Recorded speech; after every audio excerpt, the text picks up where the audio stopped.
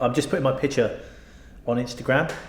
I'm feeling very nervous. I think we should have got some beers. I'm very nervous. We've never done anything like this before. YouTube live. It is starting to sink in that after today, I'm not going to be able to come to the workshop and see this little thing sitting here. It makes me smile. Every time I come in the workshop, I turn the lights on and this bright yellow little thing is sitting there. It makes me smile. And it's going to be gone. Someone else is going to have it, so which I'm very glad about. I'm very grateful for everyone that's actually donated. It's amazing. We've raised a huge amount of money, but I'm going to lose my little Vespa and I'm going to miss it. But it's for a good cause, and on to the next one.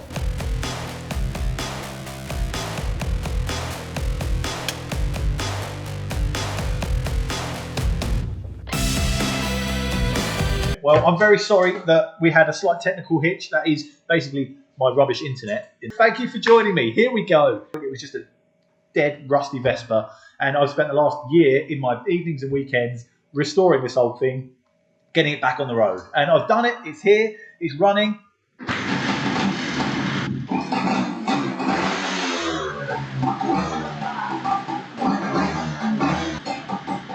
It still works. Perfect. Let's find the winner first and see who's going to win that Vespa for £10. Right, ready? Oh my God, that was quick. 400s. Oh, here we go, here we go. 373. Mikey. Mikey, you have won a Vespa. Oh my God. What do you mean it's wrong? What do you mean it's wrong? What do you mean it's wrong? Go back. It's Jenny. It's Jenny. Oh no, Mikey. Well, thank you everyone for watching anyway. I'm really sorry if your name's Mikey. But whoever Jenny is, you've won. You've got my Vespa. Thank you very much everyone for watching. Thank you for donating. We've raised a ton of money. It's been a really good fun. But thank you so much and we'll see you soon. Take care. Well done, Jenny.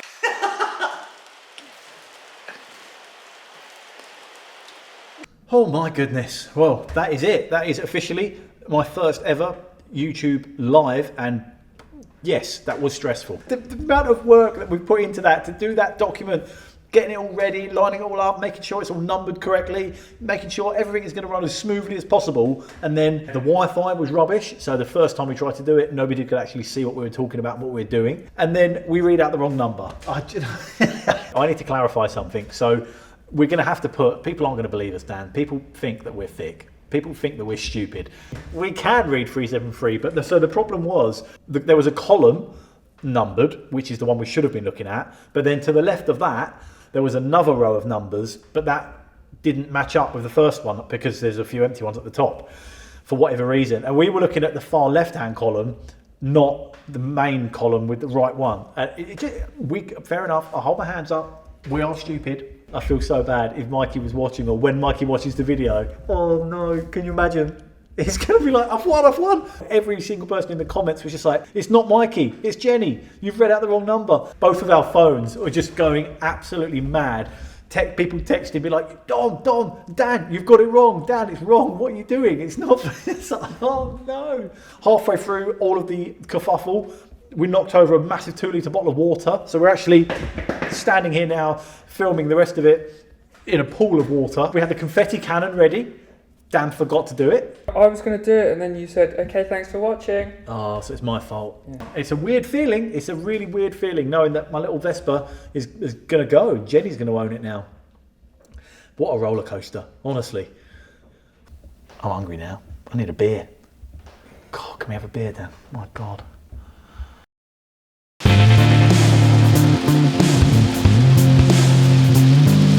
Good afternoon.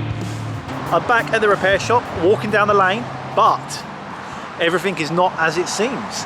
It is Sunday afternoon, and yes, my one day off in the week, and I've come back to the museum. What is wrong with me? I can't keep away from this place, but I've got very good reason for being here today. The Heritage Craft Association are having an open day. Hopefully you've seen it on their Instagram.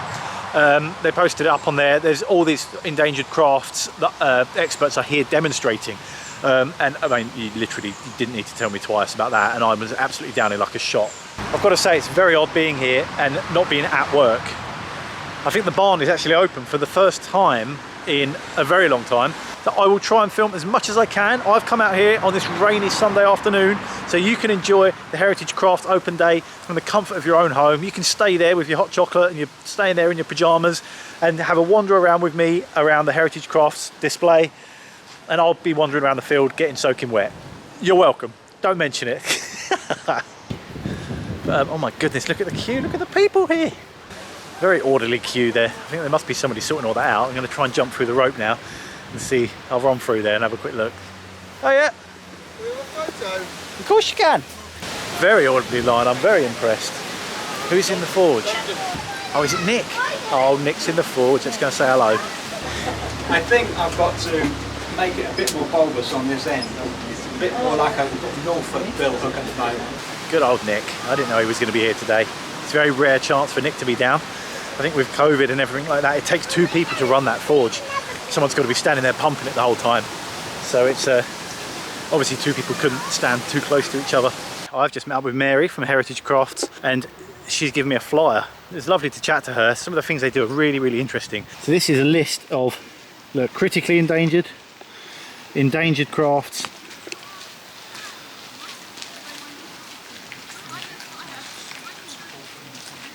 They've got engine turning on there. I don't know if that means I only know engine turning as it's a kind of hot rod thing. If you see a lot of the like gas like cars from the 50s, 60s, where they had the gold leaf and then they'd spin the gold, and you can get like a sort of stainless steel with engine turned, and it's like the dashboard on a car, like a kit car or something, would have.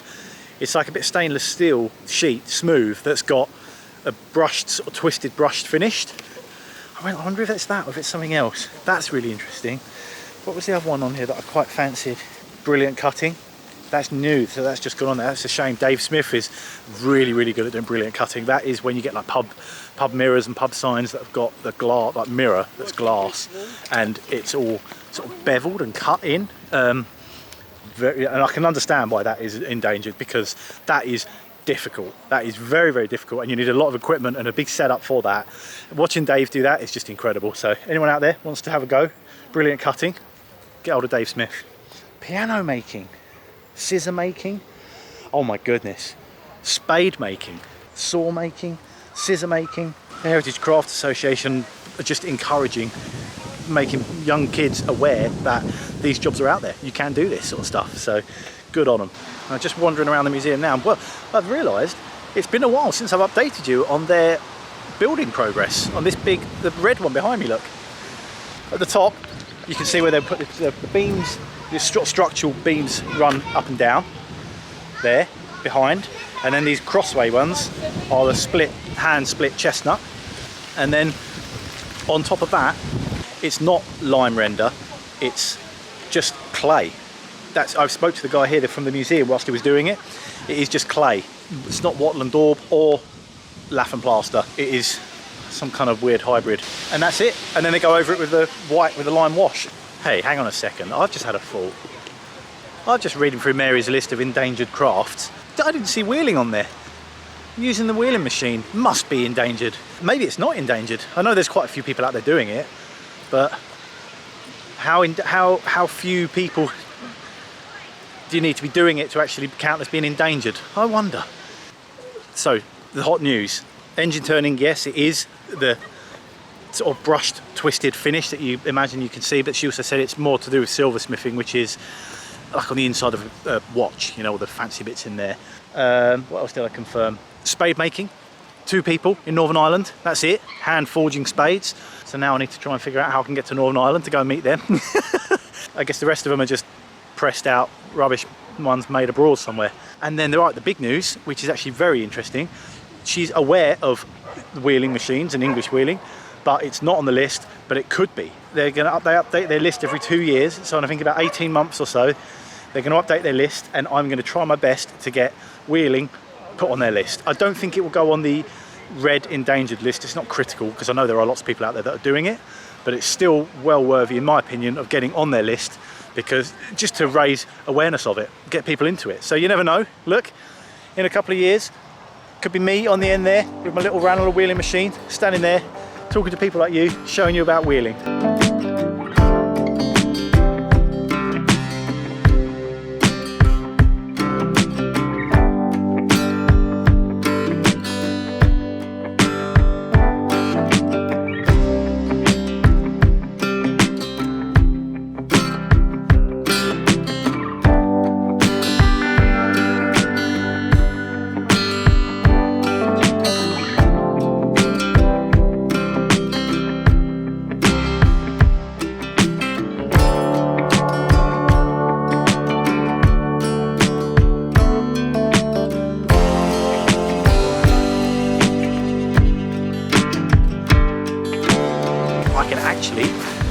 you inside. Hang on. Can I have a quick look in? Here we go then. Anyone that's not been down today, this is the repair shop. Brent and Lucia based there. Steve up there. They've put the plastic sheeting over just so to protect all the tools. Kirsten's bench up there. The Bears here. Will's bench up there. And then Susie there. The all-important arrivals table. I've never actually been able to film in here before because I'm very aware that obviously everyone is working on things for the show that haven't been out yet. So this is a first time on the channel. We're inside the repair shop. Hello? Is that Jenny? It is. Hello, Jenny. Congratulations, it's Dom. I'm just watching the bloody video. I hadn't twigged it was, oh God, I can't believe it. I think that, well, it's brilliant. What a brilliant thing for you to do. I didn't realise, and I've just seen how much money you raised as well. Over 21,000. It's incredible, isn't it? Bloody hell. Yeah, it's yours. You've won it. I never win anything. Oh, well, this is it. There you go. What a thing to win as well. I'm trying to work out where I'll keep it so that it's safe. And what on earth are you going to do? Yeah, what are you going to do with it? I've never been on a scooter. I've always fancied having one, but I've never got around to doing one. And I was thinking, well, I've got a brother who loves vintage stuff. So if I think it just, I don't know. Between you and your brother, yeah. Between me and my brother, we'll have a hoot. And he lives in Somerset, so. Okay. I can see myself. It might be my Somerset wheels. Well, Jenny, lovely to speak to you. Fun, and you. Congratulations. Speak to you soon. Bye-bye. Yeah. Bye. It's Wednesday morning already. I still haven't given Lucia her avocado. I said yesterday, I've got a present for you. Come in early tomorrow. So hopefully she'll walk around that corner and I'll give it to her. Finally. Right, she's here. Let's get this over and done with quickly. Here you go. Here is your avocado. I can't decide if it's a domicado or an avocadom. I suppose a domicado sounds like the supermarket delivery service. How magical is that? So unfortunately, it's suffered one leaf for it got cooked in the van. But there you go. So that is homebrew. Look at that, a new shoot A coming new out. shoot. I don't know if that one's going to survive. I've never had one with two shoots like that before. It's definitely determined. All I can say, Dom, is if it goes as well as my tomato, Yeah, we need a tomato Forest. update. spectacular. And you know the big leaves at the bottom? The lower leaves? Yeah. It said, well, you should keep those to shelter it because it's been absolutely scorching. But I'm wondering if I should actually chop those off now. And then have you been pricking out the ones, little diagonal ones in the... I've done that, Yeah. Yeah. She's got it. Yeah, you're doing better than mine. Mine aren't doing very well this year. Well, I'll bring you the first tomato. So surprised. I will bring to you. No chance. Wait. Oh, You know what? Lucia. We'll have a feast. We'll have a half a tomato each. Is this an avocado from one that you've eaten? Yes, that's just from the supermarket. Yeah, Wow. Yeah. What country it came from? Sumatra. not sure. And it doesn't need drink every day. I tend to do mine like once a week. Well, that's I sort of like- you never there. Yeah, that's why, because I've never there. Yeah. You know, when it gets a little bit more, Yeah. and you get a few more leaves, you have to clip it, Oh, really? chop the top off, because otherwise they just get longer and longer and longer Oh, they with do. just leaves on the top and nothing. Yeah. So if you Side. clip them, then it sort of promotes side shoots and branches. Brilliant. Well, there you go. Brilliant. Thank you, my dear. That's Bombard you marvellous. with houseplants. There's one in Chelsea somewhere, outdoors, planted in the ground, and it's huge, up the whole front of the side of the building. The editor of Gardener's World sent me a picture of it. Really? So he goes past it on the way to Chelsea Flower Show. He walks past it from the station or somewhere. Brilliant. Thank you, Dom. There you go. Enjoy it. What a dream team. Nothing to do with I look forward to the update. It's now the end of the week. It was Thursday. I'm not here on Friday. Big news. I've got the day off. That means I'm going to be in the workshop. I was just loading the van and there was this music and noise coming up the top of the museum. I was like, what on earth is going on up there? Oh my God, I need to whisper. Look, the museum have put on some sort of theatre production. Oh, this is so nice to see.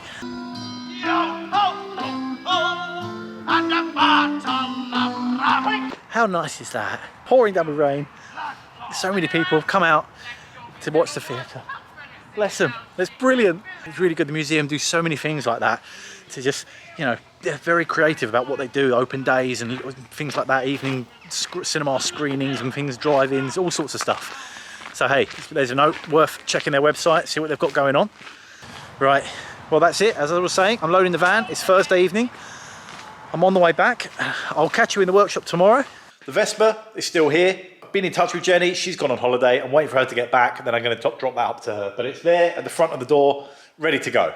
Behind it is my little Bonneville. I've got someone coming over this evening, sadly, to have a look at it. You've probably seen it on my Instagram already if you follow me on Instagram. But I'm having to sell the Bonneville.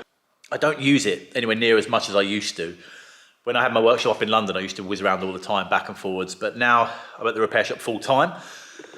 I just find myself, I'm always in the van. I'm always moving, carrying something, bringing something or doing something. So I just don't use it enough. And I hate having things sitting around here that I don't use. And it's just deteriorating over time.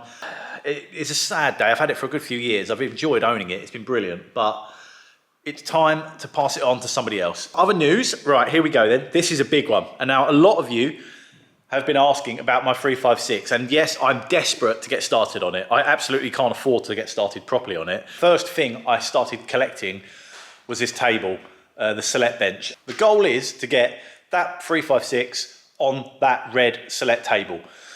For that to happen, I need to wheel the Select table outside, push the Porsche outside, so I can lower the lift to get the catering trailer down, get that outside, so I'm going to be taking over outside. Then I'll come back in with the Porsche, put it on the lift and get it up in the air, then come back in with the table, put that underneath, take all the suspension off of the Porsche, lower it down, bolt it onto the table, push it back outside again, put something back on the lift, and then pull it back in again. So there is going to be a whole lot of pushing, pulling, in and out, up and down. It's going to be a bit of a day. So I've got some help. We've got John, Honest John, my good old friend from Essex. He's going to come around. That will be the first 356 update. It's going to include John. Dan's going to be here to film it all, so we'll make sure we'll have some beautiful footage. I can't wait. Right, come on then.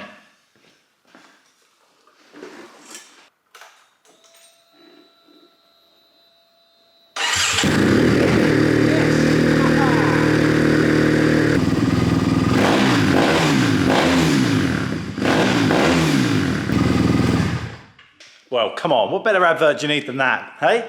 First time, that's not been started in a very, very long time. Months it's sat there. Oh, you know what, I will miss that thing. I do like it and I will miss it a lot. But on to the next, that's it, on to the next thing. Bigger and better projects coming on. So not this video, but the next one, fingers crossed, we're gonna get that Porsche on the table. So stay tuned, stick with me. Thank you so much for watching and I'll see you next time. Bye-bye.